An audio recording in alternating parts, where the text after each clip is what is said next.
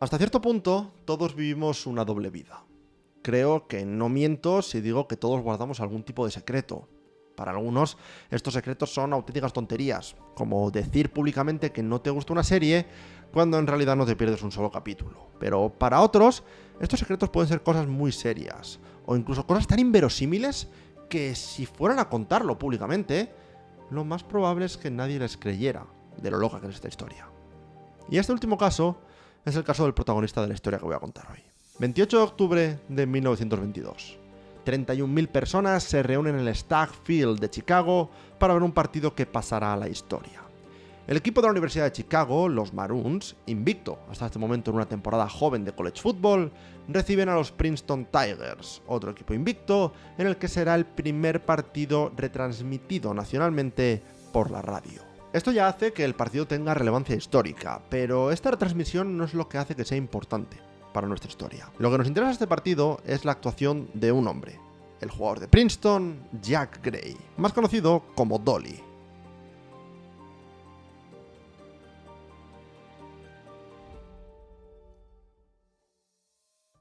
Porque veréis, Dolly Gray acabaría la temporada 1922 siendo nombrado All-American y ayudando a que la Universidad de Princeton se convirtiese en uno de los mejores equipos de la nación, siendo uno de los 4 equipos que fueron nombrados retroactivamente co-campeones de la temporada 1922 de college football. Y sí, digo uno de 4 equipos porque, sinceramente, la elección de campeones antiguos de la NCAA es un absoluto caos. De hecho, daría para otro vídeo. Pero vamos, que lo que realmente nos importa es que este equipo de Princeton de 1922 era un señor equipazo, y lo era en gran parte gracias a nuestro amigo Dolly Gray. De hecho, eran tan buenos que se les puso el mote de el equipo del destino, un mote que les viene a raíz de este partido que os digo contra Chicago, gracias a la remontada de 14 puntos en el último cuarto, capitaneada por nuestro amigo Dolly Gray, que anotó no uno, no 2, sino los 3 touchdowns del equipo en la victoria 21-18 de Princeton contra Chicago. Esta increíble actuación lanzó a Dolly al estrellato, y esto es algo que puede resultar raro, porque al final,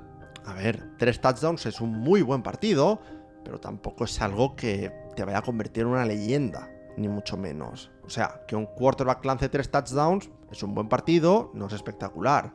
Que un running back o un wide receiver anote 3 touchdowns es bueno, tampoco es legendario. Pero el tema es que Dolly Gray no era quarterback, no era running back, no era wide receiver, no era tight end, no era un jugador ofensivo. Se trataba nada más y nada menos que de un defensive end tan dominante que muchos lo nombraban como el left end más astuto que jamás había puesto un pie en un campo de fútbol. Un jugador tan bueno que el entrenador de la Universidad de Princeton no dudaba al llamarle uno de los mejores jugadores que jamás habían vestido los colores de los Princeton Tigers. Y un rendimiento en esta temporada 1922 de college que hacía que todos los expertos de fútbol americano de la época tuviesen claro que si Dolly Gray decidía continuar jugando al fútbol, tenía un futuro más que brillante delante de él. Pero es que ese es el detalle importante. En los años 20, ser jugador de fútbol profesional no era una profesión tan alabada como lo es hoy en día, ya que aunque te podías ganar la vida como jugador de fútbol americano, era mucho más rentable ganarte la vida como arquitecto, como cirujano o como ingeniero que como jugador de una NFL que sinceramente en los años 20 estaba en pañales. La NFL nació en 1920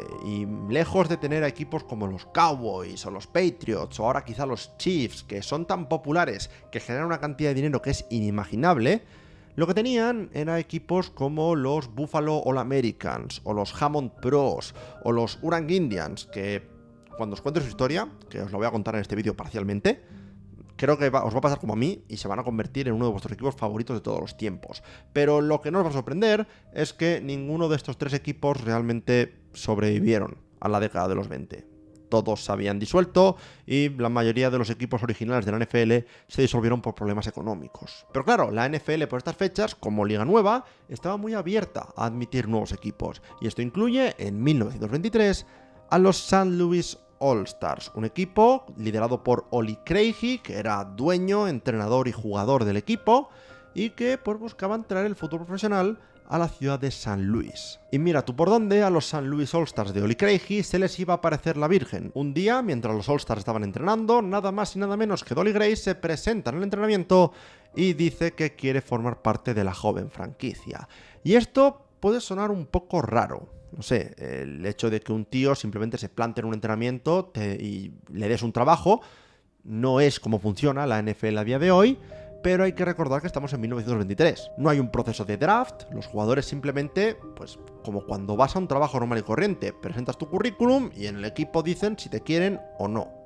Obviamente Oli Craigie no era tonto, no iba a decir que no a un All-American, así que bienvenido a los St. Louis All-Stars. Y como no podía ser de otra forma, el inicio de la carrera de Dolly Gray y de los St. Louis All-Stars fue muy pero que muy bien, con una victoria 25-0 en un partido de pretemporada contra un equipo, todo se ha dicho, semiprofesional de la ciudad de Murfreesboro en Illinois. Un partido que, aunque sí que es cierto que no era contra un rival de categoría NFL, lo dicho, en un equipo semiprofesional, no dejaba de ser una oportunidad para poner a punto el equipo y prepararse para la que sería la primera verdadera prueba de fuego para los St. Louis All-Stars. Un partido en semana 2 de la temporada 1923 de la NFL contra los Green Bay Packers. Un partido que acabó con un ligeramente decepcionante 0-0. Un empate al cual siguió otro empate a 0 contra los Hammond Pros en el segundo partido de los All-Stars bajo una lluvia torrencial, y al cual siguió una derrota 6-0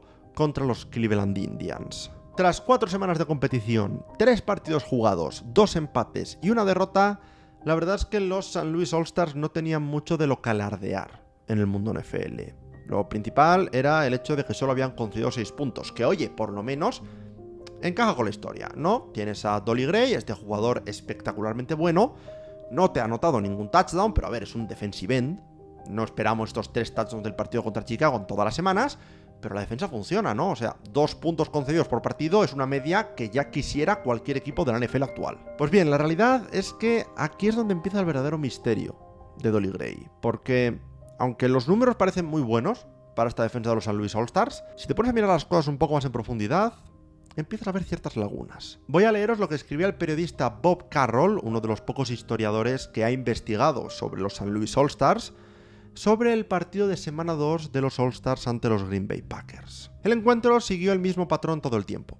Los Packers hacían drives largos en el terreno de St. Louis, pero Oli Craigie y compañía les frustraban los planes de anotar. Los normalmente fiables kickers de los Green Bay Packers fallaron field goals hasta en 3 ocasiones. El resultado final de 0-0 fue merecido por ambas partes. Sobre Bob Carroll tengo que decir que es una de las pocas fuentes fiables que he encontrado que referencien esta época de la NFL. No hay tanta documentación sobre la NFL de los años 20. También está como otra fuente Cliff Christel, que es el historiador oficial de los Green Bay Packers. Al margen de eso, pues la mayoría de información la puedes encontrar en Wikipedia o en las bases de datos habituales de estadísticas de fútbol, tus Pro Football Reference y demás. Y es precisamente de Pro Football Reference y de los datos que he podido sacar de ahí de lo que os quiero hablar, porque el ataque en la NFL de los años 20 brillaba por su ausencia. No es un tema de que las defensas fuesen espectacularmente buenas, es que el juego ofensivo en la NFL no estaba desarrollado hasta un punto en el cual realmente hubiese ataques fiables.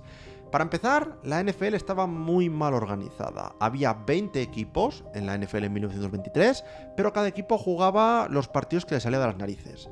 Hay equipos que jugaron 12 partidos, algunos que jugaron 11 y otros que jugaron tan pocos como 3. Como es el caso de los Louisville Brecks, que jugaron 3 partidos, no anotaron un solo punto y encajaron 90 en 3 encuentros, antes de desaparecer por completo. Eso hace que aunque tengas 20 equipos y 11 de ellos tengan récord positivo o de .500, realmente lo que tenía que ser una disparidad entre los equipos de arriba y el resto de equipos que era increíble. Lo cual nos lleva a que en 54 de 88 partidos que se jugaron en la temporada 1923, al menos uno de los 2 equipos no consiguió anotar un solo punto, con 7 partidos acabando en empate a 0, incluidos los partidos de semana 2 y semana 3 de los St. Louis All-Stars. Mirar los resultados de los All-Stars y achacar estos 6 puntos en 3 partidos a muy buenas actuaciones defensivas es no conocer el fútbol que se jugaba en los años 20 en la NFL. La realidad es que, según todos los reportes que hay de la época, los St. Louis All-Stars jugaban un juego tanto ofensiva como defensivamente nefasto. Pero ¿cómo puede ser esto si tienes a Dolly Gray en tu plantilla? Este tío que es el left end más astuto que jamás ha pisado un campo, que su entrenador de college decía que era de los mejores jugadores que habían jugado en Princeton. ¿Es que tener a esta leyenda de college simplemente no vale? Pues sí, básicamente era eso. El problema es que Dolly Gray no estaba jugando a la altura de su pedigrí. Es la típica situación de un bust, realmente. Si leemos recortes de periódicos o reviews de algunos de los partidos de la época, sí que hay alguna que otra mención a buenas jugadas de Dolly Gray, véase, yo que sé, un placaje para pérdida de yardas, un field goal casi bloqueado, cosas así, pero el consenso no es ese. El consenso es que Dolly Gray estaba jugando mal, pero muy mal. O sea, la gente no sabía qué opinar sobre Dolly Gray, porque en los años 20 el concepto de bust, de jugador que en college juega bien pero en la NFL no existía. No había una diferencia de nivel tan alta como para que un jugador que era bueno en college no fuese bueno en la NFL. Estábamos posiblemente ante el primer bust de la historia de la NFL. Y es por eso por lo que tras 3 partidos de malas actuaciones, Oli Craigie se empieza a impacientar. Craigie coge por banda a Dolly Gray y empieza a hacerle preguntas. Oye, ¿qué te pasa? ¿Hay algo que puedo hacer para que mejores? ¿Es el régimen de entrenamiento? ¿Estás cansado? ¿Es el esquema? ¿Qué pasa aquí? ¿Qué podemos hacer para que vuelvas a ser el Dolly Gray de la universidad? Dolly Gray esquiva las preguntas, da respuestas vagas, hasta que al final confiesa. La persona con la que está hablando Oli Craigie no es Dolly Gray. Era un impostor que se acercó a los All-Stars pensando que una franquicia nueva no iba a poder comprobar que realmente era quien decía ser. Por lo cual podía conseguir un trabajo como jugador profesional sin necesidad de tener el talento necesario. Llegado a este punto, comenzamos, como digo, el misterio de Dolly Gray, del cabrón en el título. Porque en una situación normal, la historia acabaría aquí. Oli Craigie despediría a este impostor, buscaría alguna forma de reconstruir el equipo y, seamos sinceros, no había mucha gente yendo a ver a los All-Stars, tendría que hacer algún tipo de malabar para conseguir dinero para mantener el equipo a flote. Pero es ahí donde una persona astuta, como era Oli Craigie, encuentra una forma de sacar provecho de la situación. Craigie no iba a despedir a Dolly Gray. Craigie iba a pasarle el impostor a otro equipo. Concretamente, viajó a Green Bay para reunirse con Curly Lambeau, el entrenador de los Green Bay Packers, y sí, la persona que pone nombre a Lambeau Field, ese mismo Curly Lambeau. Craigie se presenta a la reunión con una proposición indecente para Curly. Le dice, oye amigo, sinceramente estoy mal de pasta, necesito dinero para mantener el equipo a flote. No me gusta tener que hacer esto, pero como bien sabes, tenemos al legendario Dolly Gray en nuestras filas, queremos traspasártelo a cambio de una suma de dinero suficiente para que los St. Louis All-Stars se mantengan a flote el resto de la temporada. A Curly Lambeau le intriga la propuesta. Es extraña, pero no había ninguna regla que impidiese este tipo de traspasos en la NFL de la época. Y la verdad, sí que es cierto que Lambeau había visto jugar a Dolly Gray en persona y que no había jugado espectacularmente bien, pero es que en un partido que acaba 0-0, spoilers, nadie juega bien. Y además, según ciertos reportes, parece ser que Dolly Gray salió con una lesión de hombro del partido, por lo que eso podría explicar el mal nivel de juego que había tenido. Así que, tras un pequeño periodo de reflexión y con la posibilidad de sumar a un antiguo All-American de college a sus filas, Curly Lambeau aceptó la oferta. Días antes del partido de semana 5 de los Green Bay Packers, la noticia sale a la luz. El gran Dolly Gray llega a Green Bay con una oportunidad para relanzar su carrera en la que hoy se conoce como una de las cunas del fútbol profesional. El 28 de octubre de 1923, exactamente un año después de que el Dolly Gray real anotase esos 3 touchdowns en ese partido ante la Universidad de Chicago, el impostor de Dolly Gray se prepara para debutar como left end titular en los Green Bay Packers, en un partido contra otro equipo de Wisconsin, los Racine Legion. Partido que para Green Bay no sale precisamente bien. Caen derrotados 24-3 en una actuación defensiva que es horrorosa incluso para los estándares de la NFL de la época, lo cual hace que automáticamente Curly Lambeau vea que le han dado gato por liebre. Al fin y al cabo, Curly Lambeau es una leyenda del fútbol americano. Creo que es fácil asumir que tiene mejor ojo para el talento que lo que tenía Oli Craigie, por lo que solo le hizo falta ver un par de entrenamientos y un partido de este impostor para saber que Dolly Gray no era realmente Dolly Gray. Así que se repite un poco la misma situación que tuvimos una semana antes en St. Louis.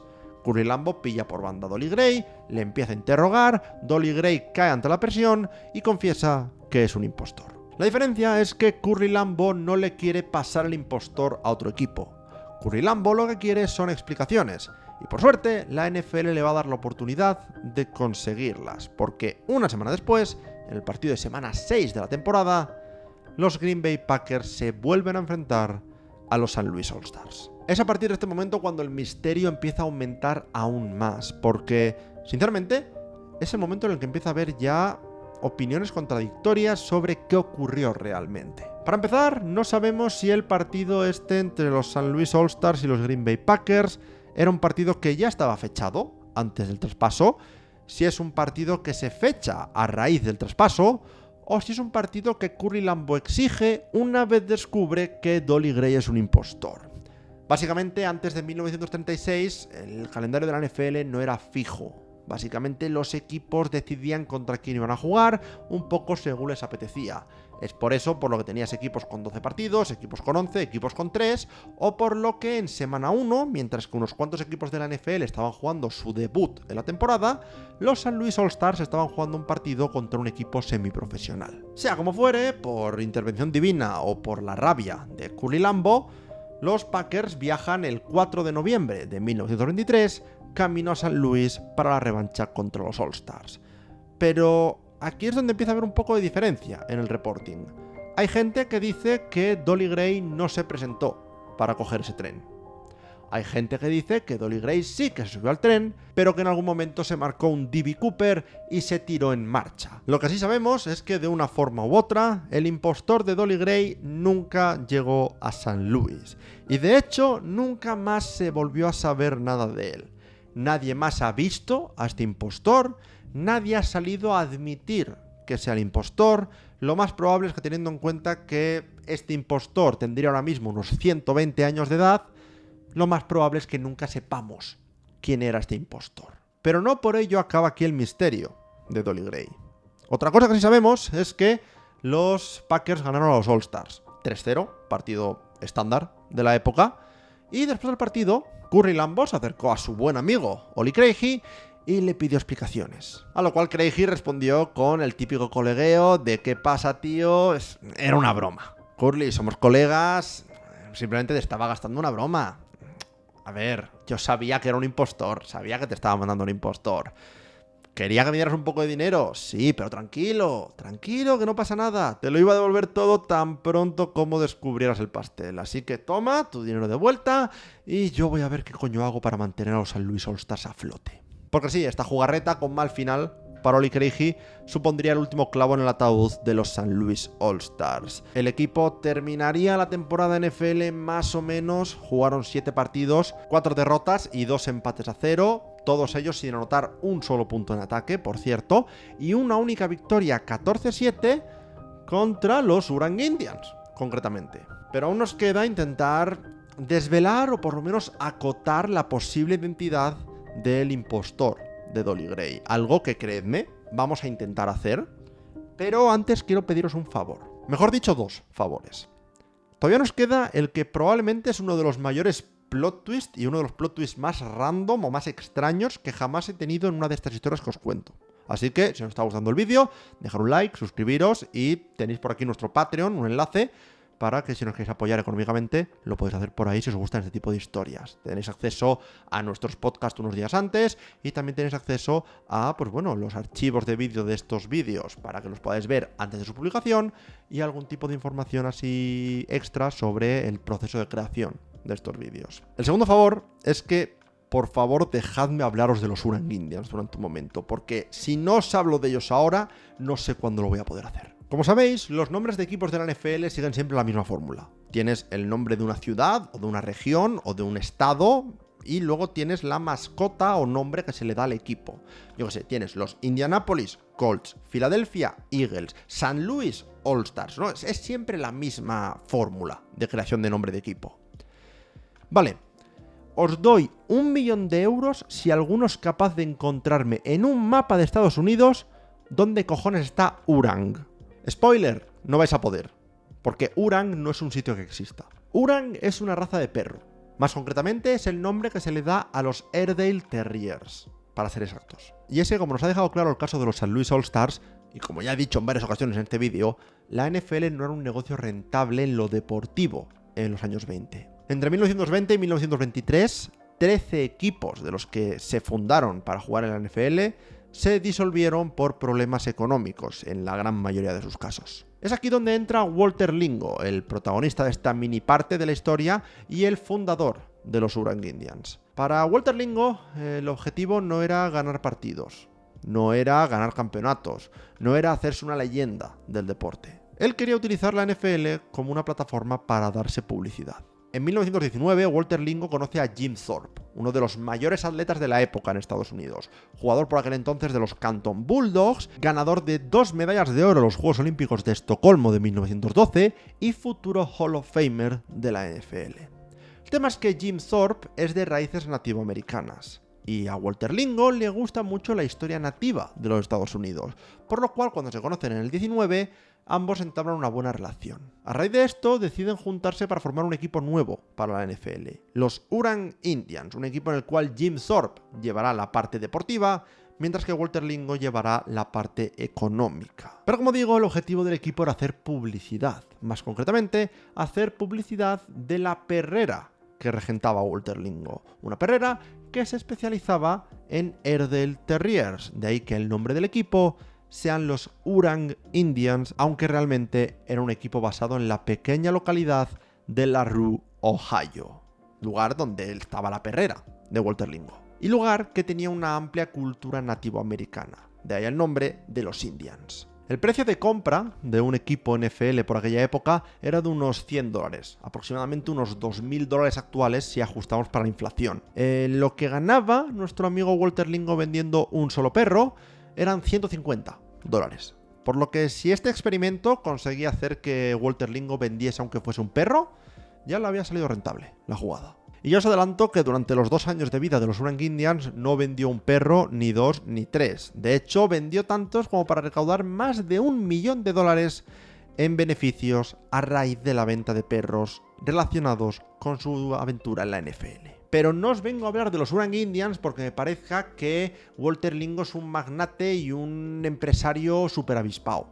Que bueno, también, técnicamente.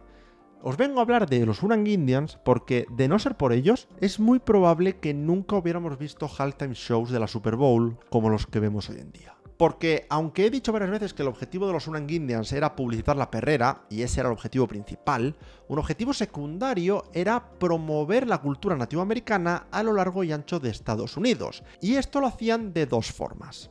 La primera de ellas era que todos los jugadores, que eran a tiempo parcial jugadores, a tiempo completo trabajadores de la perrera de Walter Lingo, tenían que ser nativos americanos. Como mínimo, tener padres, abuelos o bisabuelos que fuesen nativos americanos. Y gente que tuviese nombres reales nativos. Es decir, Jim Thorpe, por ejemplo, no era conocido como Jim Thorpe en los Oorang Indians, sino que era conocido como Watohook, que era su nombre nativo, que se traduce básicamente a camino brillante o algo así. Del mismo modo, si vas a la web oficial de la NFL y observas el roster de los Oorang Indians, te encuentras con algunos nombres tan graciosos como Big Bear, Eagle Feather, Joe Little Twig o Long Time Sleep, siendo Long Time Sleep concretamente una persona que nos interesa bastante. Porque el tema es que LaRue, Ohio era una ciudad muy pequeña, de hecho llamarlo ciudad es pasarte, probablemente. Creo que no llegaba ni a los 1000 habitantes por aquella época. Y resulta que no tenía ni siquiera campo de fútbol. El único motivo por el que el equipo estaba basado ahí es porque es donde estaba la perrera. Es debido a esto que los Oorang Indians jugaban prácticamente todos sus partidos de visitante, lo cual venía perfecto para los 2 objetivos de Walter Lingo. Jugabas fuera, promocionabas la perrera y promocionabas la historia nativoamericana, que no lo hacías solo con tus jugadores nativos, sino que lo hacías a base de shows en el medio tiempo. Shows en el descanso que incluían, pues, simples desfiles de perros de la perrera de Walter Lingo, shows que incluían representaciones de guerras entre indios y vaqueros, y shows que incluían cosas como nuestro compañero Long Time Sleep peleándose contra un oso de verdad. Porque sí, estos halftime shows eran representados por los propios jugadores, porque ellos no iban ahí a ganar partidos, sino que iban a vender entradas gracias a las actuaciones que había en el descanso, con la expectativa de que al ver esas actuaciones verían también los anuncios para la perrera de Walter Lingo. Así que ya sabéis, si os gustó el show de Kendrick Lamar en la pasada Super Bowl, o yo que sé, el de Prince, que es el que siempre se suele decir que es el mejor de todos los tiempos, pues tenéis que dar las gracias a Walter Lingo y a los Orange Indians. Pero ahora vamos a lo que os interesa, que ya os he dejado aquí un poco con la intriga durante demasiado tiempo. ¿Qué pasó con Dolly Gray? Pues veréis, toda esta historia creo que nos dice lo rara y caótica que era la NFL en los años 20. Obviamente no tenían los avances tecnológicos que teníamos hoy en día, y todos sabemos que empezar un proyecto de cero nunca es fácil, por lo que es normal que haya ciertas historias locas, como que un jugador sea un impostor, o que, yo que sé, un equipo sea simplemente un stand publicitario. Pero es que hay una cosa que hace que la historia de Dolly Gray vaya un paso más allá que todo esto. Y es una cosa que hace que su historia, más que una historia del caos de la NFL original, sea algo que te hace poner en duda si esta gente sabía siquiera cómo llevar una liga. O si realmente tiene algún tipo de sentido que esta misma liga, en la que ocurre esto que os voy a contar ahora mismo, sea la misma que es esta mega entidad de entretenimiento que es hoy en día en 2025. Porque sinceramente, una liga en la que puede pasar esto que os voy a contar ahora mismo, si se pudo salvar y salir de su primera década de existencia sin irse a la bancarrota, tiene que ser por intervención divina. Porque Jack Gray, esta persona en la cual se basa toda esta historia, este defensive end, que es el left end más astuto que jamás ha pisado un campo de fútbol, esta persona que su propio entrenador en college ha dicho en periódicos, es uno de los mejores jugadores que se ha puesto el uniforme de los Tigers, ese mismo Jack Gray que anotó 3 touchdowns contra la Universidad de Chicago, y ese mismo Jack Gray que luego fue un All-American y que vio su identidad suplantada por un impostor, ese Jack Gray nunca existió. No existe. Nunca hubo un Jack Gray. No hay un jugador en la Universidad de Princeton en 1922 que se llame Jack Gray. Todo lo demás que he dicho, lo de que los periódicos lo llamaban el left end más astuto, lo de que su entrenador decía que era de los mejores jugadores que había pisado un campo como jugador de los Tigers, eso sí ocurrió. Eso es verdad. Pero Jack Gray, la persona de la que hablaban, esa no existió nunca.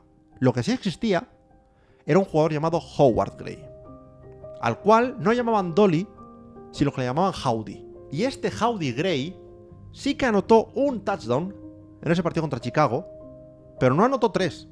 Ningún jugador de Princeton anotó 3 touchdowns. Y eso que, de nuevo, hay periódicos de la época que hablan de los 3 touchdowns.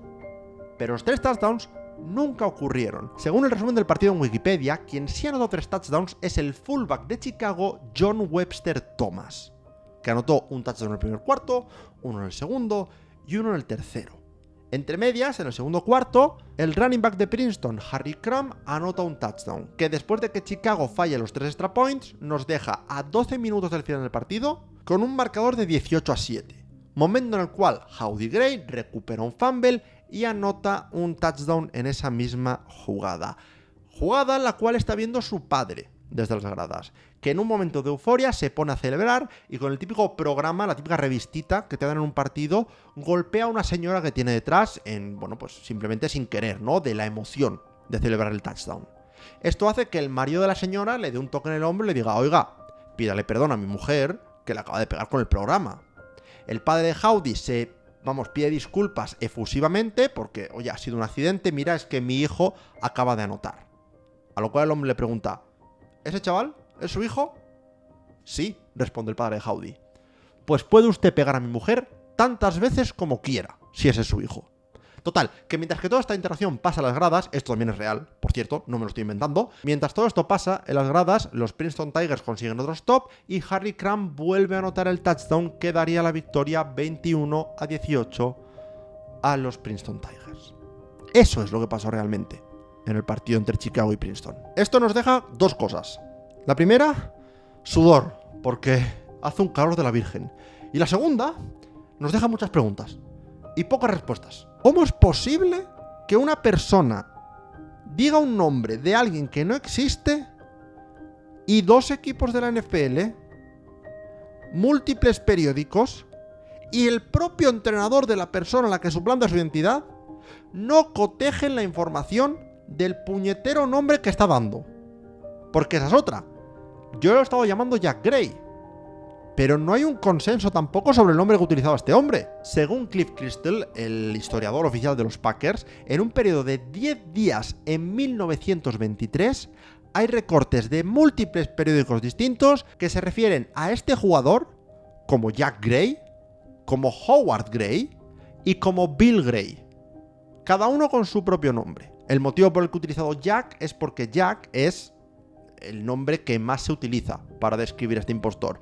Pero realmente no sabemos ni siquiera si usó el nombre de Jack. Lo que sí sabemos es que no era Howard Gray. O sea, este de la foto que he estado poniendo ocasionalmente en el vídeo sí que es Howard Gray, porque obviamente es la única persona de la que podemos tener una foto. Pero sabemos que Howard Gray no era el impostor, no era una situación de que fuese un bust y le diese vergüenza y se inventase que era un impostor, porque mientras que Dolly Gray estaba haciendo de las suyas en la NFL, Howard Gray se estaba haciendo un nombre como un cirujano de éxito. Una persona que llegó a operar al hijo de Franklin D. Roosevelt, el presidente de los Estados Unidos, en 1938. Y una persona que seguiría a liderar un equipo de 17 cirujanos en múltiples hospitales militares durante la Segunda Guerra Mundial. Un cirujano de renombre que falleció en 1955 al ahogarse en un lago. Esa persona no podía estar haciendo todo eso y al mismo tiempo estar jugando en la NFL. Por lo que sabemos 100% que es un impostor. Ahora bien, ¿quién coño era este impostor? Pues bien, no lo sabemos. Pero podemos intentar teorizar. Lo que tengo claro es que es muy probable que realmente estemos hablando de un ex alumno de Princeton. ¿Por qué? Porque aquí hay dos cosas que tienes que dar el pego si quieres conseguir hacer este engaño. Lo primero, tienes que dar el pego físicamente. Tienes que ser un tío que, a ver, yo si me planto mañana en un entrenamiento de los Chiefs y les digo, hola, buenas, soy inserta jugador legendario de college, suponiendo incluso que no contrasten la información, a mí me ven llegar y dicen, chaval, si tú no has corrido más de 200 metros en 10 años. Y tienen razón. Así que por un lado tiene que dar el pego atlético, pero por otro lado tiene que dar el pego mental. Estamos hablando de una persona que supuestamente estudió en Princeton. Y en los años 20, saber leer y escribir no era algo tan común en los Estados Unidos. Un mínimo de educación tiene que tener. Igual no era alumno de Princeton, pero una persona con educación superior sin ningún tipo de duda. Luego, el tema del nombre. Quiero pensar que sí que es un alumno de Princeton porque tenía que saber un poco del funcionamiento y de los jugadores del equipo de la universidad. En los años 20 no tienes el acceso a la información que tienes ahora para que una persona que viva en la otra punta del país sea capaz de saber que hay un tío que se llama Howard Gray en la Universidad de Princeton. Lo más probable es que fuese un alumno de Princeton que no era miembro del equipo, pero que sabía que, pues bueno, había un tal Gray que, pues bueno, jugaba bien y que era un All-American. El nombre le baila y dice que se llama Jack Gray o Bill Gray. O quizá incluso lo clava y dice que es Howard Gray. No lo sabemos. Lo que sí sabemos es que utiliza otro apodo. Utiliza el apodo de Dolly en vez del de Howdy. ¿Por qué? Porque Dolly era un apodo relativamente común para la gente apellidada Gray por esa época. Porque al parecer, cuando los militares americanos iban a la guerra hispanoamericana de 1898, se les solía cantar la canción Goodbye Dolly Gray. Lo cual hizo que mucha gente que se apellide Gray tuviese el apodo Dolly en esa época. Aquí es donde entra un poco la parte de ver cómo consigues engañar tanto a los All-Stars, como a la prensa, como al antiguo entrenador de los Princeton Tigers, ¿no? Empezamos por Ollie Craigie, que es lo más fácil. Ollie Craigie está dirigiendo un entrenamiento de su equipo y de repente le llega un tío que parece físicamente que puede ser Dolly Gray, que es un tío que es atlético, le dice, hola, mi nombre es Dolly Gray, soy All-American de la Universidad de Princeton, quiero jugar para tu equipo. Craigie quizá le hace un par de preguntas así de cultura general, de oye, pues sí, me suena de un chaval que se llama Gray en Princeton, ¿de qué juegas? De defensive end, vale, check. ¿Contra quién jugaste este año? Y dice, mira, pues jugué contra Chicago. Claro, se acuerda de Chicago porque es el partido este que se retransmitió nacionalmente, fue un partido muy importante en la época. Vale, check. ¿Alguna cosa importante que hayas hecho? Sí, bueno, pues anoté 3 touchdowns en el partido. Lo más probable es que se esté acordando de que un running back de Chicago anotó 3 touchdowns, pero lo haya confundido con Howard Gray, por lo cual lo suelta así y Ollie Craigie, que tampoco, como digo, contrasta la información, dice, sí, vale, me recuerdo un tal Gray que anotó un touchdown en el partido. Vale, check. Pues ya estaría, bienvenido al equipo y yo me voy a hablar con la prensa porque tengo que intentar vender entradas. Craigie va a la prensa y dice: ¡buah! Chavales, se viene. Hemos firmado a Dolly Gray. Jack Dolly Gray, el jugador de la Universidad de Princeton. Lo conoceréis porque anotó esos 3 touchdowns contra la Universidad de Chicago. Es una leyenda de la Universidad de Princeton y seguro que va a hacer un muy buen trabajo en llevar a los All-Stars a la gloria. Claro, la prensa toma nota de las declaraciones y automáticamente la prensa va a hablar con el entrenador de Princeton. Y lo más probable es que lleguen al entrenador de Princeton y le digan: oigan, ¿cuál es tu opinión sobre Dolly Gray? Claro, aquí es donde empieza lo complicado, ¿no? Porque a Oli Craigie se la puedes colar. A la prensa, estamos en los años 20. Probablemente se la puedes colar. Estamos hablando de un equipo NFL que acaba de nacer. No van a cotejar mucho la información. Vale, muy bien. ¿Cómo coño se la cuelas al entrenador? O sea, este entrenador sabe que Dolly Gray no es una persona a quien él haya entrenado, pero sí que ha entrenado a Howdy Gray. Por aquí hay 2 opciones. O bien se lo preguntan así muy rápidamente y dice: Gray, coño, claro, Howdy, pues sí, y les habla de Howdy Gray. O bien escucha Dolly Gray y asume que Dolly Gray es simplemente un nuevo apodo por el cual están refiriéndose a Howard Gray. Por lo cual les habla igualmente de Howard Gray.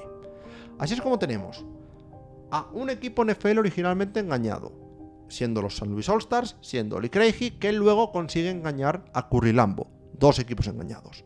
Luego tienes a la prensa que simplemente se crea a pies juntillas lo que dice Oli Craigie, porque total, es un equipo pequeño, ¿qué más da? Nadie va a prestar atención.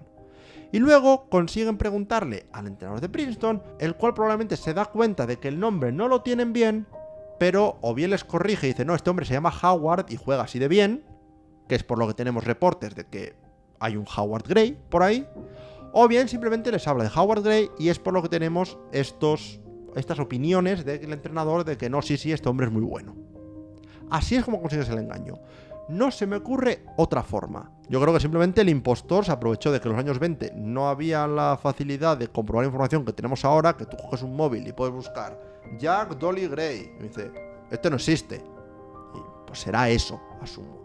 Pero bueno, sea como fuere, la historia de Dolly Gray es, sin duda, una historia que nos muestra lo diferente que era el mundo de la NFL en sus inicios y el mundo del deporte y del fútbol americano y de todo en general, comparado a lo que tenemos hoy en día. Y si queréis otra prueba de esto, os dejo este vídeo por aquí.